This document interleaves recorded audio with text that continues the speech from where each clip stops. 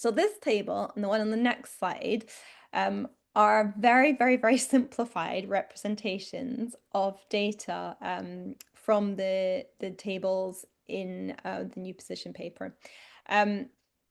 So this table is comparing the standards, so ENERFIT and the ACB standards, and kind of focuses on how these standards are able to deliver on certain metrics. But I've also included in this slide the guidance that we include in our position paper. So that's the LETI retrofit guidance, but also the PASS 2035, 2030, and Trustmark.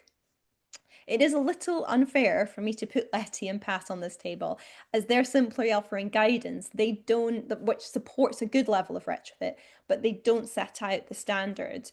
But I've included these partly to show, especially if we've got clients on the call, that just referencing guidance is not enough. And for this reason, we strongly recommend that that guidance is supplemented by a recognized retrofit standard and quality assurance process. So you need both. So in terms of that kind of reducing energy demand, dealing with carbon emissions, we know that both ENERFIT and the ACB standard are doing that well. The LETI guidance also sets very specific kilowatt-hour targets, whereas PASS and Trustmark, they're more to do with supporting the process. They're not going to, on their own, lead to that result.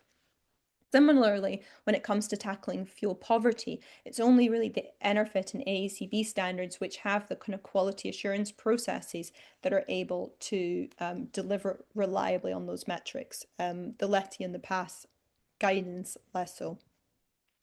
And then probably the most important metric of all, I hope for everybody on the call probably, is the health and well-being. It becomes very clear that the rigor of certified standards is essential to deliver on these outcomes. I'm not going to go back to the slide, but that slide I had up with those shocking stories being covered in the BBC with that resident sitting there with mold behind them, and it's shocking and it's awful. And we need to make sure that we're doing better for building occupants. And again, the guidance alone will not get us there. And then finally, one of the most critical things is this performance gap. In new builds, it's very well documented, and a conservative estimate of its size is around 60% additional space heating demand. If anything, in retrofit, the performance gap is likely to be bigger because we've got all the same root causes, but we've got less regulation. Now, the Passivhaus approach, and that includes its retrofit approach, has been shown to effectively close that performance gap using this combination of rigorous design, demanding criteria, and that independent certification process. Absolutely key here.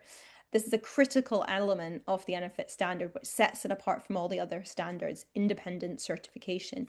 Now, the AACB actually introduced third-party certification as a route last year. And once we have more data on how these projects are performing, we may also be able to show that they're able to equally effectively eliminate that performance gap. So kind of watch this space on that one. But whereas, again, just having the guidance alone is not able to completely address the issues that are the drivers for that performance gap.